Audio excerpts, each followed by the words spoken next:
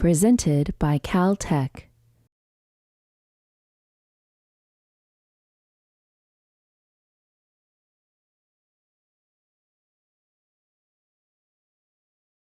I am pleased to introduce our speaker this evening, Dr. Sergio Pellegrino, who is the Joyce and Kent Cressa Professor of Aerospace and Civil Engineering. He holds appointments as JPL Senior Research Scientist and co-director of the Space-Based Solar Power Project. Professor Pellegrino received his laureate degree in civil engineering from the University of Naples in 1982 and PhD in structural mechanics from the University of Cambridge in 1986.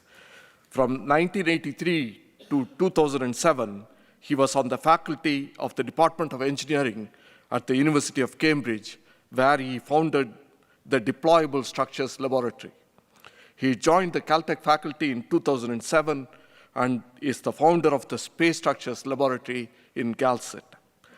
I would characterize Professor Pellegrino as an engineer who combines art and science to imagine and develop novel and elegant concepts for large-scale deployable structures.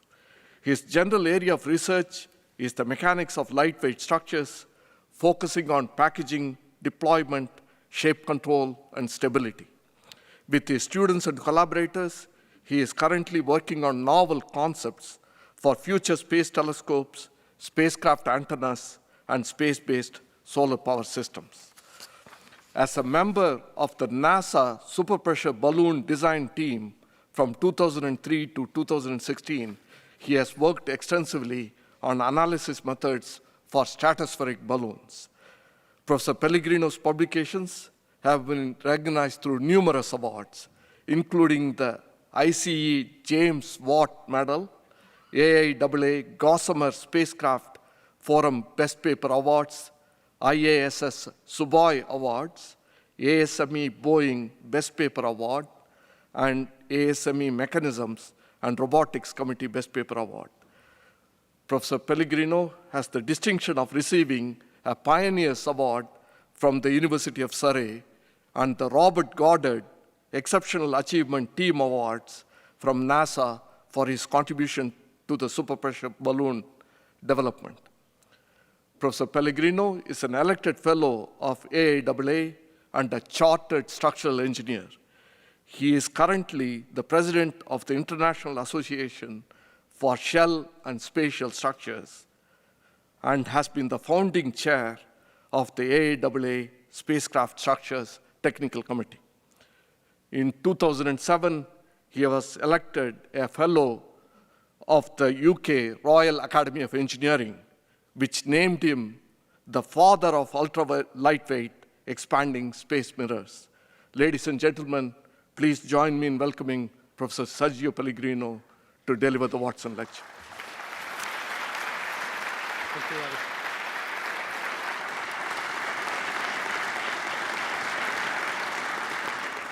Thank you, Ravi, and good evening. I'd like to begin this lecture with a quick comparison of space-based system versus Earth-based photovoltaics. So we are all familiar with ground-based photovoltaics, and let's assume, just for the sake of argument and to use round numbers, that we consider an installation of 1 kilometer by 1 kilometer on the Earth.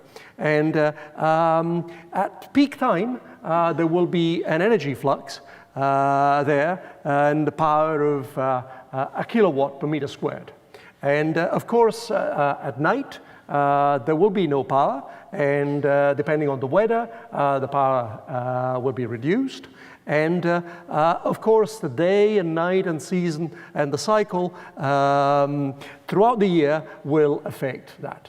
Now imagine now a different kind of system, and the system is now going to have an intermediary between the sun and the unequal piece of infrastructure on the ground, a receiving antenna of exactly the same size. But this infrastructure that I'll be talking about in this lecture receives a little more power than what we have on the ground because of the fact that the spacecraft is above the atmosphere. And through a process that I'll describe in more details, transmits as microwaves a power density, again, of exactly the same power that we had at peak time on the ground-based system. Now, this system will actually generate 8 times more power because of the fact that there is no loss through the day. So that is the scheme that we are talking about, and we are hoping that this factor of 8 here can be used to advantage in designing a working system. And okay, well, there are actually many other advantages for this approach. One that is immediately to be considered is that this beam does not need to go exactly here. It may go here and here, wherever power is needed. So we say that power is dispatchable. And there are many other applications that can be conceived, but this kind of encapsulates the basic concepts. Now, this concept has been around for a while. And in fact, it was formalized in a paper by Peter Glaser exactly 50 years ago. And this diagram here shows the sketch that was provided in the patent that was published just a few years later by Glaser, and describes a system like this. So what you have is a large photovoltaic surface, and then some mechanical connection to a microwave radiating antenna. So this is the system that was envisaged by Glaser. And the idea is that this is a possible scheme for this infrastructure. In fact, during the following years, many studies that have been made have continued to use this kind of architecture. So you begin here with very large photovoltaic surfaces and a steerable antenna here. Here you have a hat-shaped surface on which a very large number of reflecting mirrors are mounted, and all provide electric power to a radiating antenna here, which is pointed towards the Earth, and other schemes which are somewhat more modular but based on the same type of approach. And just to go over a timeline of developments in this field, we actually begin the story of space solar power with a short story by Isaac Asimov in 1941, in which there is the first mention of a scheme of this kind. Now, of course, we are not surprised that science fiction anticipates reality. That's happened many times, and this is just another example. And then second in this list is Peter Glaser's paper that I referenced before, and 10 years later, the AIAA Technical Committee on Aerospace Power Systems wrote a position paper saying this is very interesting stuff, we should be studying it. And then John Mankins, who has been a proponent of space solar power now for many years, became involved, and Jeff Landis at NASA Glenn has written a study, a proposal for a whole scheme. And in the early 2010s, President Abdul Kalam of India became a very strong proponent of this type of approach, and all kinds of studies were done both in India and elsewhere as a result of that. So the story is long, as you see. It's 50 years today from the publication of Glaser's paper. And in fact, the research that I'll be presenting today started at Caltech in 2014. And in 2015, Paul Jaffe at NRL actually built a combined tile that provides both photovoltaic and RF functions and demonstrated that, but with a kind of hardware that is very different from what I will be presenting in this lecture. Now, so it's a long history, and many people have become passionate about aspects of this work. And as we were beginning to work on our very lightweight structures. Bob Silberg wrote an article that used this image, which I think is particularly beautiful and fitting, even though I should tell you that flying carpets are actually much, much heavier than the kind of spacecraft that we would like to build. Think in terms of aerial density, but this captures in a very beautiful way what we would like to do. Now, I would like to say immediately that what I present is the work of a very large team of people, and in fact, 3 professors at Caltech. And so my partners in this research are Harry Atwater and Ali Ajmiri. And you see us here. We usually have a great time working together, and this image just reflects, I think, the spirit of our collaboration. We have been fortunate to receive very large support from the Northrop Grumman Corporation, and we have formed a group of people that work with us, students, postdocs, and research engineers that are helping us realize the vision that I will present. So, the concept that we have is a modular concept.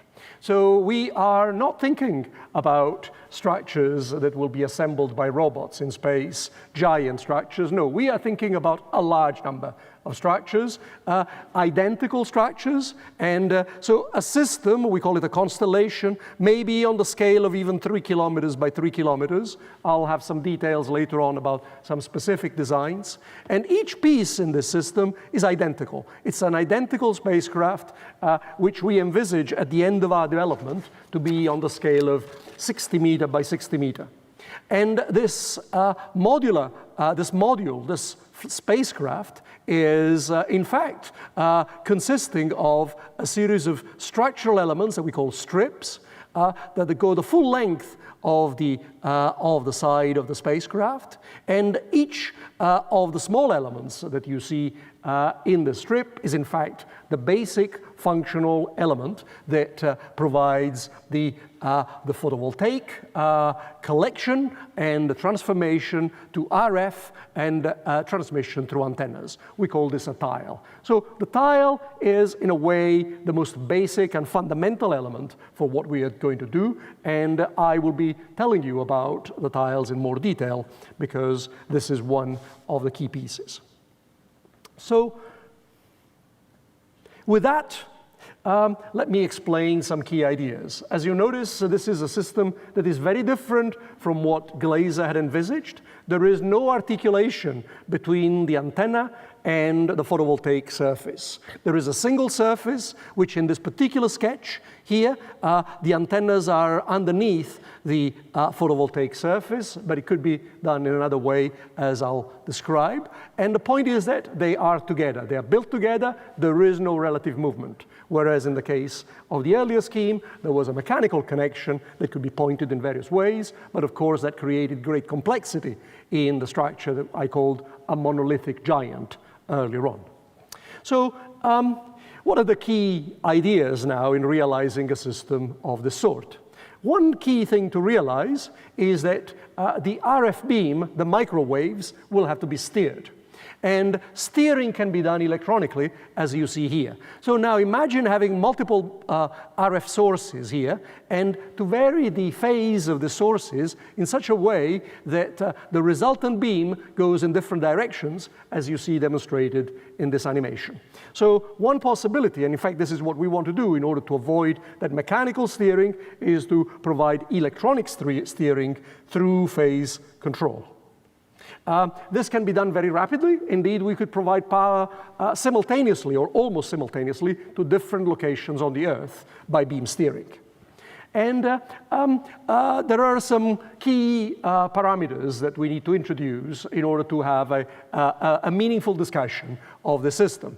Okay, so one is the antenna area, the transmitter antenna area, which will also have, an area AT and a dimension D. That is the size of this antenna. There will be a receiving antenna on the ground, AR. There is the distance between these two antennas, which we call D, and then there is the wavelength of the radiation, which we have in fact chosen to be 10 gigahertz, and that is a wavelength of 3 centimeters.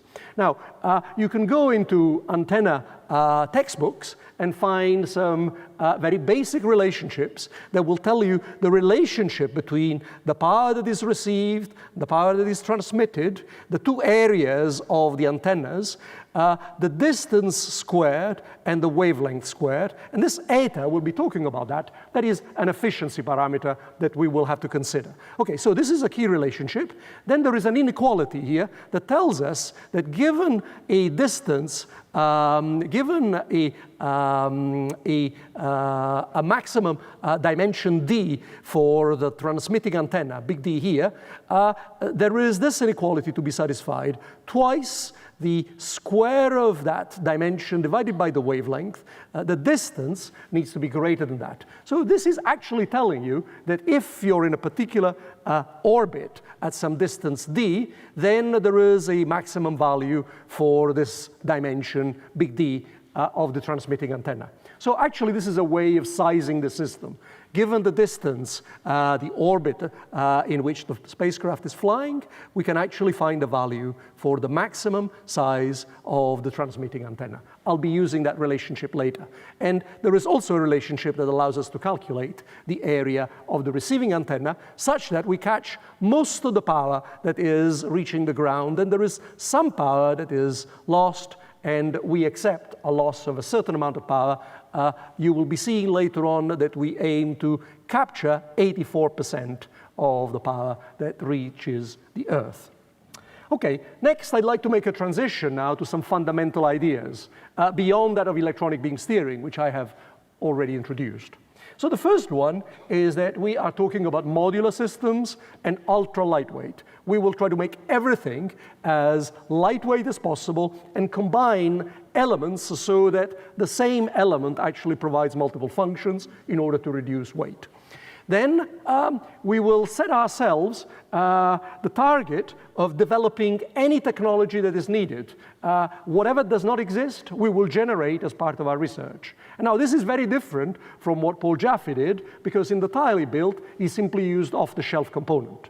And so there are enormous mass savings that can be achieved if you're prepared to design everything all at once, as we have done. And so this is a fundamental point. And then later on, I will emphasize a point which I found extremely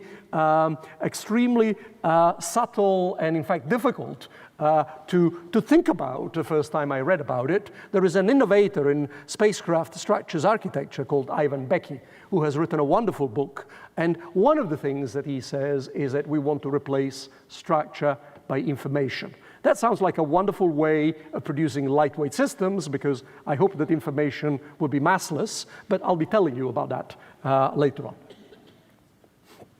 So in order to move forward, the first thing that we need to do is to think about the basic architecture of this tile.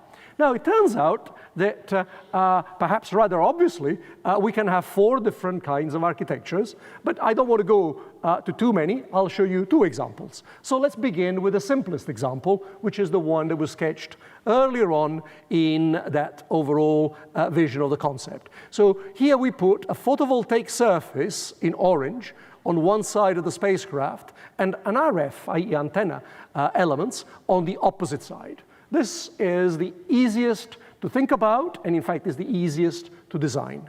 So we call this single-sided photovoltaic, single-sided RF. Then let's take another example, as shown here. It's identical to the previous one, but there is a new layer here, which is in gray, which is PV2. Now, PV2 is some kind of magic RF transparent photovoltaic. Now, when we started thinking about these magic concepts, for a period we just thought about them, but actually as a team we are now in the process of building them. So it is not that magic if you think about it long enough. So here there are 2 concepts, and I'll be showing you how they compare and are there advantages that would justify the development of this more difficult concept. Will we get some real benefit that pays for the time that we'll spend working on it? And okay, so the other 2 cases are quite obvious perturbations of these cases. Okay, so then the next thing that I want to mention is that I'll consider two kinds of systems. So another question now is, well, should we put this system in geostationary orbit? Now, a geostationary orbit is a special kind of orbit which has an altitude of about 36,000 kilometers. And if we place a spacecraft in this orbit, then the satellite will appear to be stationary with respect to a fixed observer. So that is a particularly nice orbit to use for our study, and we will do that. But I will also consider another scheme where we use a medium Earth orbit, or MEO. And MEO, actually there's a wide range of MEO choices, because anything that is above low Earth orbit, which is 2,000 kilometers, and below GEO is a MEO. So I will choose a particular MEO, and I will show you how that compares with a GEO design. So, okay, let's continue then this discussion. I want to consider now a geostationary orbit, and I want to define some key parameters. So one key parameter, the spacecraft is here. One key parameter will be, with respect to the Earth, the angle theta of the radius that takes me to the center of the spacecraft. And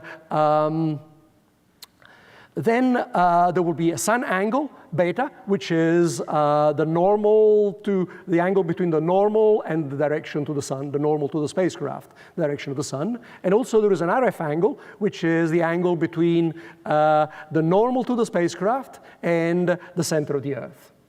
Okay, so this is the third angle. And then nu is the true anomaly, which is the position of the satellite in the orbit. So as it goes round, nu varies from 0 all the way to 360, and it repeats. Okay, so there is one key question that we posed a while ago, and that is how should we vary the orientation of the spacecraft, given that this spacecraft can only rotate itself. It's a 1 degree of freedom problem. What is the orientation of the spacecraft as it goes round the Earth? How should it vary?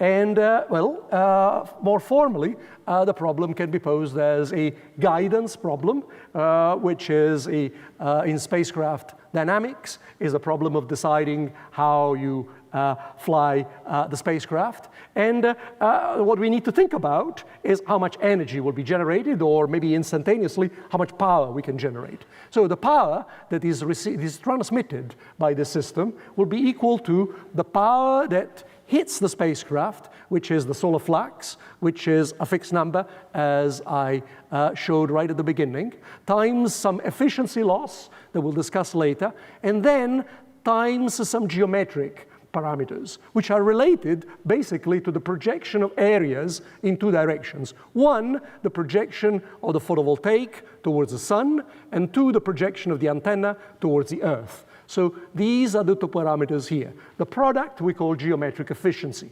So if we want to think about the most efficient way of flying the spacecraft and deciding how we should vary these angles, what we have to do is to study the variation of the geometric efficiency and maximize that.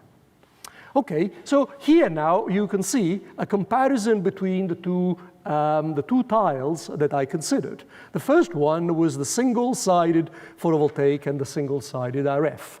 And so now this is quite intuitive. It is obvious that in this configuration, you point the PV to the sun and the antennas to the Earth. Okay? It is also obvious that here, when we are in the opposite side of the Earth, there will be no power generated because we can generate power, but now the antennas are facing the wrong way. Okay, and then what do we do in between? Well, in between, what we are trying to do is to keep the PV pointed towards the sun, while also there is some RF pointed towards the Earth. And at some point, you can see the PV angle really becomes quite small, but still there is some area projected to the sun, and hence some power can be beamed to the Earth. Okay, so this is the most basic design. Now, this contrasts the second design, which is the dual-sided photovoltaic. Now here, what we can do is essentially we can make sure that we're generating power pretty much all the time. And so here, there is the first photovoltaic surface that is pointed to the sun and gradually reduces its area, and then it's the second photovoltaic surface that is pointed, but now there is also RF capability on this side, so we continue to be able to both collect and radiate to the Earth. Okay, so you can see that the second design appears to be a lot better. So let's make a comparison now let's actually make a visualization of what I've been talking about. So what I am showing about here is the angle to the sun, the angle to the sun, beta, this anomaly which varies between 0 and 360 as the spacecraft goes around the orbit. And what we'll see is that it's a very simple maneuver, keeps going one way, then there is no power, and then it goes the other way. So here is the efficiency, that geometric efficiency that I considered, and here is an animation of that spacecraft. So basically, you will be looking at the orange side of the spacecraft all the time, because you or everybody in this room is actually looking from the sun. So the sun is here, and we're looking at the spacecraft, and we are looking constantly at one side of the spacecraft.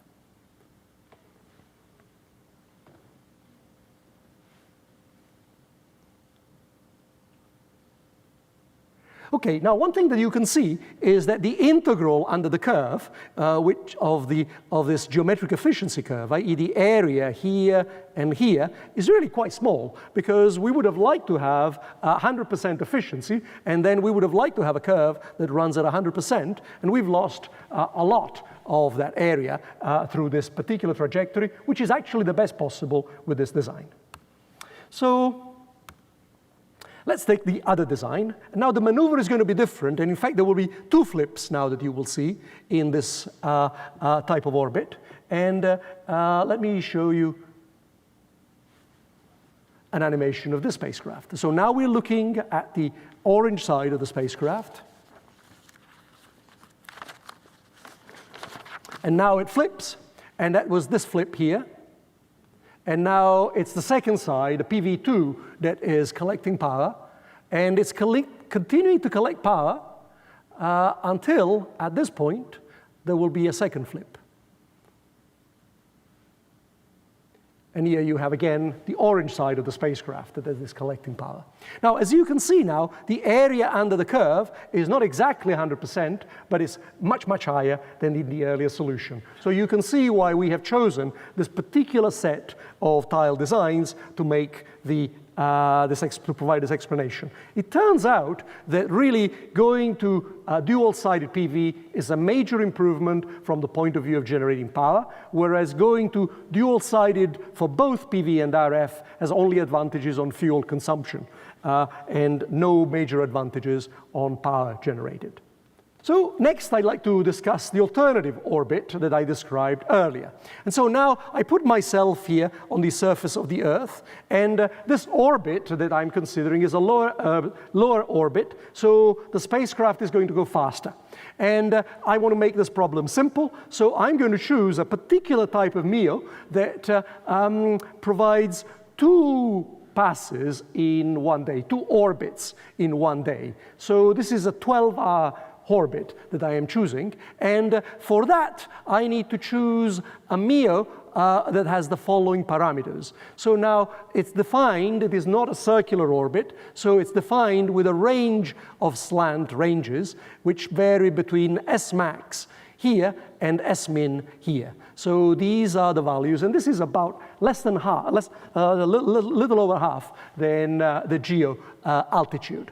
Okay, so then what I do here is to consider this orbit, and now I could initially think about having the spacecraft producing power from the point at which it appears on the horizon here all the way to here. Now, if that's the case, then what I will need is extremely elongated receiving antennas on the ground, because there will be a hugely elongated projection. And so that is really not desirable. So in fact, what we like is to limit the range of angles much smaller, in fact to 90 degrees, by having taking away 45 degrees on both sides. That means that at the center of the Earth, we are really using an angle delta nu, a range of 72 degrees in the preferred design. So let me show you now what happens in this case then. So first of all, we will consider now two orbits. So that means from 0 to 360, and then the second orbit, 360 to 720. Now, an observer on the ground at a fixed location will see the spacecraft only when it appears at 0 degrees, and then it goes to 90 degrees, and then continues from 90 to 0. That would be the full range. Now, this is actually less than half the amount of time. So you could, in fact, create a system that provides power continuously that includes 3 spacecraft. However, because of that angle restriction that I mentioned, the 72-degree restriction, we will, in fact, choose a constellation of 5 satellites. So now here is a detail of what happens here and here to the spacecraft. And by the way, it's again a dual-sided photovoltaic, single-sided RF. So it's collecting power and transmitting power to the Earth as a maximum if we don't worry about any constraints on the angle of the spacecraft up to here. And then there will be a second orbit during which again the spacecraft will be visible to the same point on the Earth, which by now has rotated there, and will be in this range. So at this point, with all this long discussion, we are now ready to pose some fundamental questions. And the first fundamental question is, how do these two approaches compare, and how do the two different tile designs compare? And okay, so what I've told you about the MEO system is that we would actually like to have five systems in space. So it includes 5 satellites. And so we will consider 5 satellites, and versus the GEO system where there is a single satellite. Okay, and here now what we will do is compute the day average of that geometric efficiency, which we saw for the dual-sided spacecraft to be really quite high. We find that both the GEO and the MEO system have a day average of around 80%. So they are almost exactly identical in this respect. Of course, this doesn't mean that it's the same thing by any means, because one system includes 5 sets of spacecraft and the other one. Okay, so that means that MEO would be more expensive in one respect. But of course, launching into MEO is much less expensive than launching to GEO. So the launch costs are different. Okay, so there are some more parameters to be discussed here, which I'll do shortly. But let me make a first comparison at this point. So this is a summary of how the system works for the GEO design. So the solar flux is fixed. It's 1.361 kilowatt per meter squared.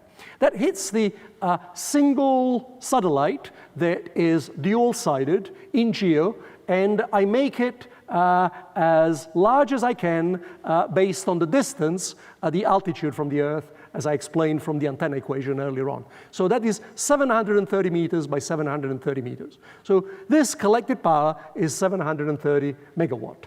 And then I have all these efficiency losses. First of all, the conversion of the photovoltaic material, PV material, let's say 25% efficiency. And then there is the conversion efficiency to go from DC to RF power, that is in the electronics and the antennas and everything else. So we will say 50% for that.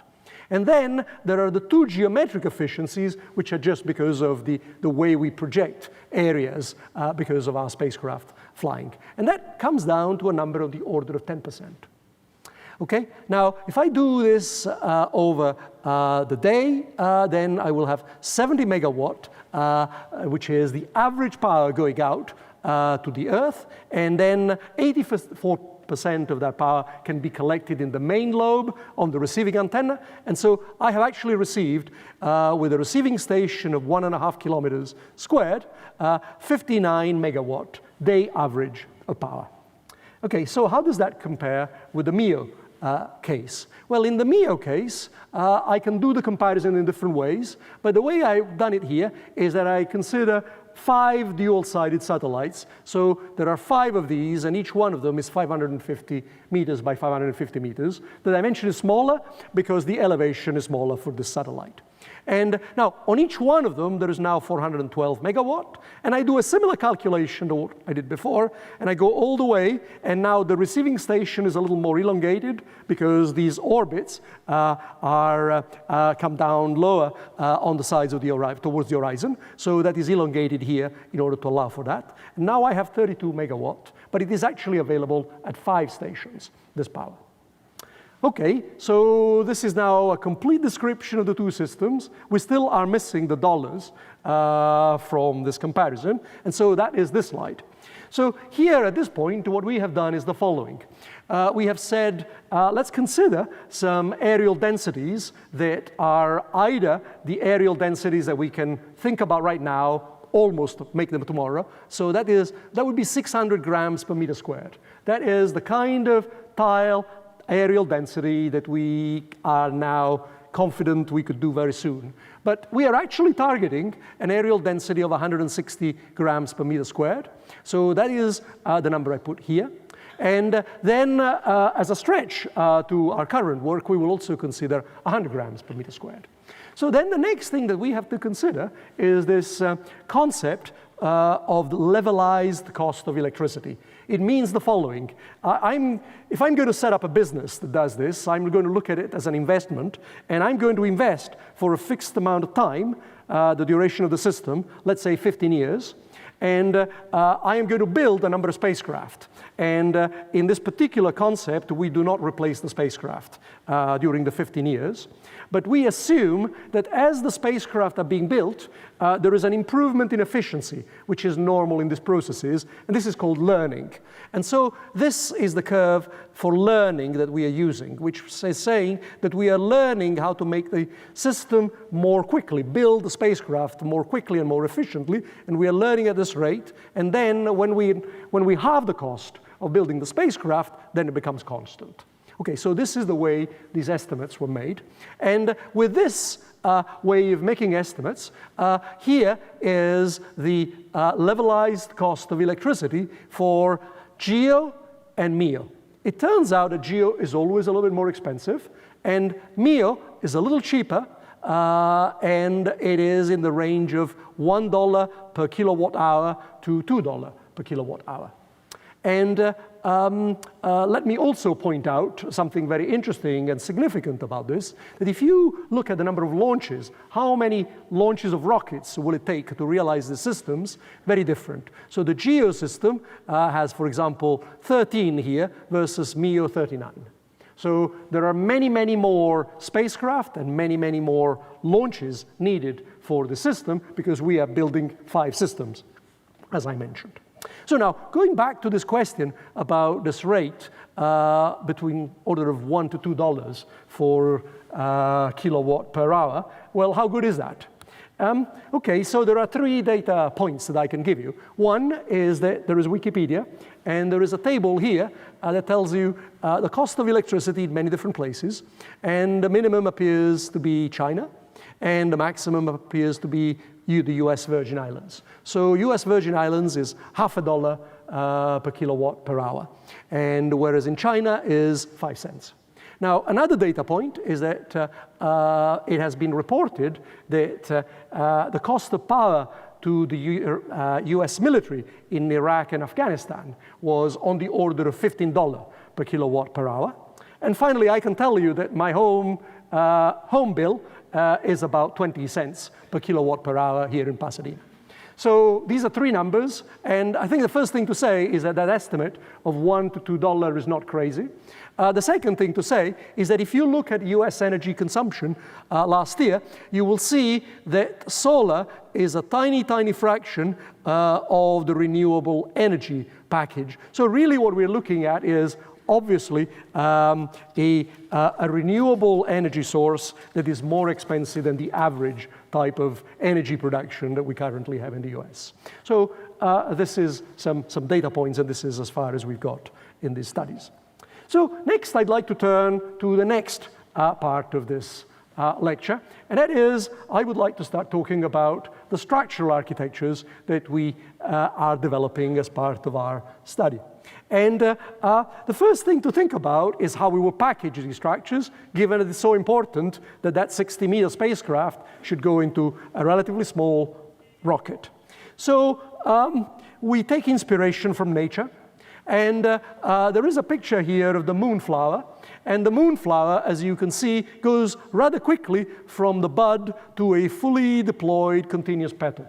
And so this is the kind of thing that we want to be able to do. And there have been examples, particularly in solar sails, where early on, and indeed in recent years, it's been proposed that we should package spacecraft by wrapping them. So just as in the moonflower, this is a solar sail that would be wrapped. So this is what we would like to do. We would like to wrap, coil the whole spacecraft. And now we start thinking about how to do that. And we read papers about origami, and that would seem to be the thing to do. But it turns out that origami is not quite what we want to do. So there is a problem with using origami for wrapping. So this is a series of fold lines, and I have folded a sheet of paper like this, but then I wrap it, as you see here, and I notice that the green side of the stack is now much shorter than the red side of the stack. And materials don't like to change length by that much. And so here I look at what happens when I wrap this kind of thing on a cylinder, and I find lots of little buckles, and I don't like that because I'm thinking about my spacecraft being damaged by the buckles, and I see all kind of other problems as I look carefully around the package. So we came up with a technique that is again part of the general box of tricks that come from Japan. It's called kirigami. Now kirigami is where you are allowed to make cuts in addition to folds. And so kirigami is the thing to do. So here is the idea. Now we have the same folds as before, but these are different kind of folds than the one we had before. They are folds that allow rotation, but also slip. And so now because we are allowing slip, then all of the lengths of these different layers in the wrapped spacecraft can maintain their length, and there will be no problem. So that sounds like a nice idea, but you know, we're going to have bits of spacecraft here hanging loose, and we're not really happy about that. So here is a variant of that scheme, and it's shown here. So now we do exactly the same thing as before, lots of slits or cuts in this sheet of paper, but now we leave the ends connected here at this end and at this end. And we fold, or rather Z-fold, the folds, as I described before. And now there is something magic in this coiled spacecraft. And if you look carefully enough, what you'll see is that there is a reversal of curvature. So the curvature goes in one sense and then in the opposite sense. And that is what allows the ends to remain together, as you see in this picture. Let me show you another version of the same thing, actually done for a square. So here I have a square, and I have these fold lines of the type I've described before. And now I push on the edges of the square so that the edges becoming smaller. And finally, I keep pushing until there is what is called a star fold. It means the shape of a star, and the whole of the square is now packaged into 4 stacks that are here, the quadrants of this shape. Okay, this is another view of the same object. And now, if I coil this, then I obtain the package that you saw earlier. And the reversal curvature I described, you see it here. Look, this is convex, and this is concave. And basically, the same strip is folded, is coiled, in one sense, half of it, and in the other sense, for the other half. And by creating a package like this, we are able to keep the ends of the strips together. Okay, so these are ideas, and now we need to have concepts also for how we will deploy the spacecraft. So the spacecraft, now we envisage putting this coiled thing that I described between 8 rollers here, and we will now pull it out of the rollers along diagonal lines, and we'll keep pulling until the center is all deployed and it's all come out. And when we've done that, we will have some small paper loops on the ends of this, on the sides of the star. And as we pull now further at points A1 to A4, gradually we will break these paper loops and the structure will deploy. So that was the idea. And of course, we weren't sure it would work. So we built this. And the model that you're looking at is made of carbon fiber, actually. And there are rollers and there are constraints. And we will pull on the ends with 4 motors that run on tracks here. And you will see various things that happen. Okay, so now we are moving with the motors and we are pulling out the 4 ends of the star. And gradually you see this package with the paper loops I talked about. And now we need to remove the rollers. And we don't have an automatic way of doing that. So we're simply going to cut a rubber band. And now we've released the star. And now we're going to pull harder and break the paper loops to complete the deployment.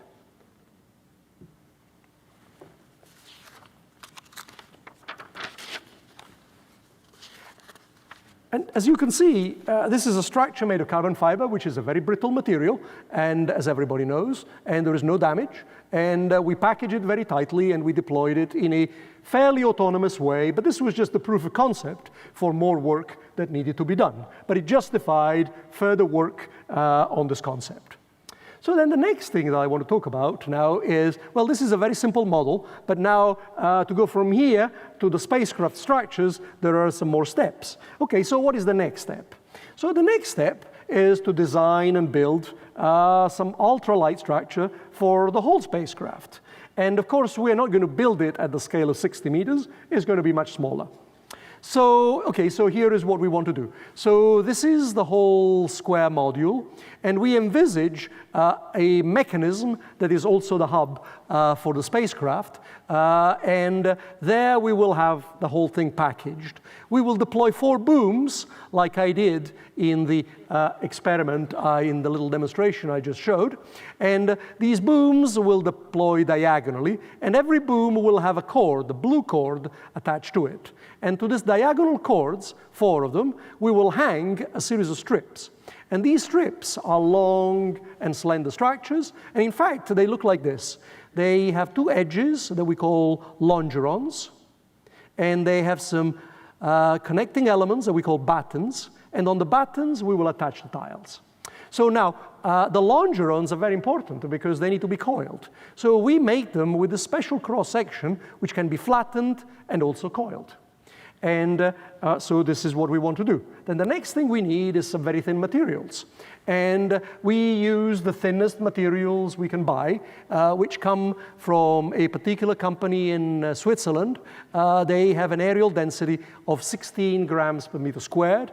They're made by a process of spreading filaments of carbon fiber. And as you can see here, this is just a tape made of fibers all going in one direction. So this is our basic material. And this is a structure that we have built, which is 1.7 meter by 1.7 meter, is made of several strips, 3 strips, in fact, in each direction, and 4 sets. And the structure that we have built weighs 430 grams, and it has a flatness of 1 millimeter. You can kind of see it here in a vertical, hanging vertically. And I'll briefly describe the way we've made this thing. So the first thing we do is that we have some aluminum molds on which we put those carbon fiber strips that I told you about. And we set it up with a series of non-stick material layers into a vacuum bag. Then we put it into the autoclave. And this is a completed element that we have made, and here we are studying under the microscope imperfections. We are measuring the weight. We are measuring the twist of the structure. We study the behavior of what happens to these elements when you coil them on a cylinder and things like that. And when we've done all of these things, of course, we have to check if they fly. So I have verified that these structures can fly. And in fact, I would like you to also witness that test.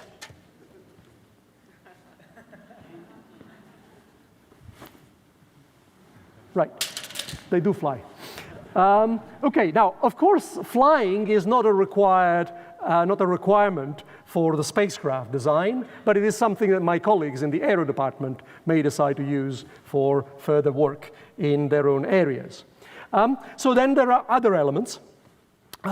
The joints. So initially we made rigid joints for that structure, and later on we started thinking about joints that can be incorporated and coiled together with everything else. So this is our current design, which is coiled on a cylinder. Then we developed the process for assembling all these elements and forming strips. So here you have a metrology table on which we are bonding various longeron elements with joints and buttons in this process, and this is a different view from the top of the same thing. And when we've made all the strips, we measured their properties carefully, as you see here, and then we assembled the structure, the joints to the chords, and we built the complete structure. So this is one piece of demonstration of the process of moving towards real spacecraft structures. Then the next piece is the deployment mechanism. Now, obviously, that rubber band cutting by hand was not ideal, and all the paper loops were even less ideal. So now, what kind of function do we need to create within the mechanism, and how do we go about designing a mechanism? So we've worked extremely hard on this problem, and all kind of ideas have come from interns and from graduate students and so on. So the process of discovering how to do this is probably, I think, conceptually one of the biggest steps, or one of the most difficult steps that we've made. So here we have rationalized the process of designing this mechanism. So we require the mechanism to provide 4 functions. The first one is packaging, which has to be reversible and also has to be automatic. Then stowing. It means that once we've stowed the structure within the mechanism, we want the mechanism to hold the structure without any damage and without preventing any localized deformation, so uniform coiling all the elements and things like that. Then it should provide the 2 components of deployment, which were unwrapping, which I demonstrated earlier on, and the synchronization of deployment, where all of the pieces come out. So basically we need the mechanism to provide the packaging, the stowage, and then the unwrapping, and then the deployment. So these are all the functions we want from this mechanism. Now, I will talk mostly about the second part, this part now, and I'll begin by showing a design that we have produced. So now this is a design that we have produced, and it's kind of complex. There is, at the top, there is a mechanism that will release the whole part underneath when we are done with the initial part of unwrapping. Then there are Kapton membranes, or membranes that we use to contain the structure, which I will not show beyond this diagram. And then a whole load of cylinders on which we wrap things. And these cylinders are also hinged at the base so that they can get out of the way. And finally, there is a central motor here that drives both folding and deployment. Now, it's difficult to explain how the whole thing works, so I will show you an animation that will make it clear.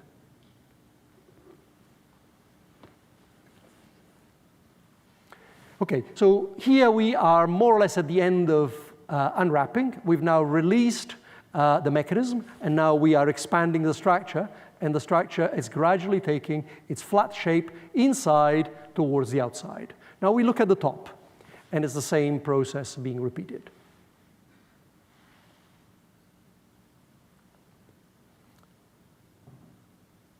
Okay, so now we look at the details of uncoiling. So all those strips were coiled on cylinders, and they are now uncoiling from those cylinders, and they're being pulled out by motors which are mounted inside the 4 outer rollers. Then we've released the mechanism, and now we look here at the structure at the end of deployment with this top part of the mechanism just above, and the structure here all deployed in its plane. So the next thing I like to talk about is this tile. And earlier on I told you that we had the idea that we would develop tiles that would be integrated and made from, conceived and built in a highly integrated way that would allow us to save weight. So what we have done is that over a period of over 2 years, the whole team has worked on designing and realizing the first tile prototype, which we completed last year. So last year in May, we completed a tile which was built and based on the following concept. The photovoltaics are actually very narrow strips which are mounted at the back of concentrators. So this is mirrors. This is a set of mirrors. Each one of these is a mirror surface that reflects the light on a narrow strip of photovoltaic material about 1 millimeter wide. And so this is the photovoltaic part. The antennas are underneath here in a separate layer. Let me show you a different view of this. We've actually built 2 models of this. The first one has the photovoltaic plane and the antenna plane built separately and then integrated. And you see that here. So you have the mirrors that I talked about, and the photovoltaic elements would be bonded here to the back of each concentrator. Then here there is just a conductor that takes us to the antenna plane, which really contains the 2 planes, the radiators and the ground plane. And of course there is an integrated circuit, which is the masterpiece of the whole thing, because it does the energy conversion from DC to AC, and also it enables phase shifting for each one of the antennas. So that is extremely powerful integrated circuit, and is tiny. So this is the first version, and then we try to save weight. So what we did was to integrate these 2 designs into a single one. So now what you have is that the antenna plane and the PV plane have been merged into a single design, and we were able to save a substantial amount of mass through that process. So when earlier on I was saying we have a process that very soon we could just build tiles, well, it would be tiles like this that we would build, and it would be just a little bit lighter than the ones that we built previously. So here is the demonstration of this tile. The tile is here, and this is a solar simulator which will be turned on, and we will demonstrate PV generation and RF transmission. Here, okay, here there is an LED, there is a receiving antenna that is receiving power wirelessly that is being produced by the photovoltaic part of the tile. So as you can see, it works if we vary the distance.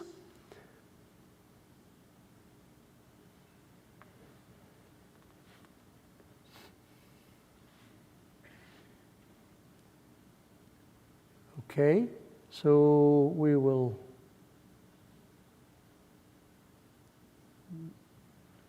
now show that the system is safe for humans by putting a hand in between, okay, in case there were doubts about that. Actually, this is an important question that needs to be addressed. We are now demonstrating what happens if we rotate the receiving antenna. So this is simulating different angles between the spacecraft and the receiving antenna. And you can see that the LED is on throughout. So this antenna is not sensitive to the polarization. Okay, so this is the demonstration of that system. And so there is one last point that I did not cover, and that is how we replace structures with information.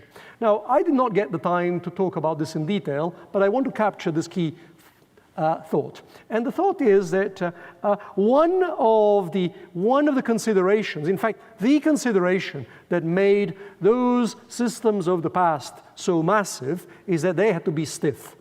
And what you will have noticed is that the spacecraft I am talking about are not at all stiff. Indeed, they're so thin that, in fact, they're almost guaranteed not to be flat. So, okay, so if the spacecraft is not flat, well, what does that mean to this system? Well, it means that in the case of our system, not only we will use phase correction in the antennas in order to steer the beam of RF, but we will also, in fact, take measurements of the deviations from planarity of the antennas with a system that is based on sun sensors. So we point sensors to the sun and measure angles everywhere on the strips in order to get data everywhere on the structure that informs us about the shape of the surface at every local point. We reconstruct through software simulation the shape of the spacecraft from that. And then we apply additional corrections in phase to the antennas that allow for the fact that the actual shape from which the signals are coming out is non-flat. So this is the way in which we have managed to implement that suggestion of Ivan Becky that we should be replacing structures with information. So to conclude, I would like to summarize the material I have presented. So what I have done is to return to a topic that's been all open for 50 years, and I have presented a vision for space solar power that is new and perhaps, we think, very promising. So the key pieces of this vision are the constellation of identical ultralight modules, which are launched in a tightly packaged configuration. I have shown that of two tile architectures, the dual-sided photovoltaic and single-sided RF has about 30% advantage on single-sided designs. I have shown that this approach can produce a system with a levelized cost of electricity in the range of $1 to $2 per kilowatt hour, which is comparable to other renewable energy sources. So this is the reason why we as a team and as a space solar power project, we are continuing to work towards the advancement of the technologies that I have talked about and of some other ones that we did not have time to discuss. And we feel that this vision is, has significant potential, and the advances that I've described today in the design of ultralight spacecraft and deployment mechanism are also matched by similar advances that are being made by the other two groups, Professor Atwater and Professor Hajimiri, that are working with us. And with that, I would like to thank a number of people and organizations. I would like to thank the Northrop Grumman Corporation for funding this research, and the Space Solar Power Project at Caltech also for funding this research. I'd like to thank my collaborators, which I've already mentioned. In particular, the people that I have mentioned here are former students and postdocs, and they have left the group. Manan is at JPL, Nicholas is at Stanford, Lee Wilson is in a startup in the Bay Area. These are current members of my group that have helped me with specific material that I presented in this lecture, so I like to include their names here. And with that, I thank you, and I'll be happy to answer some questions.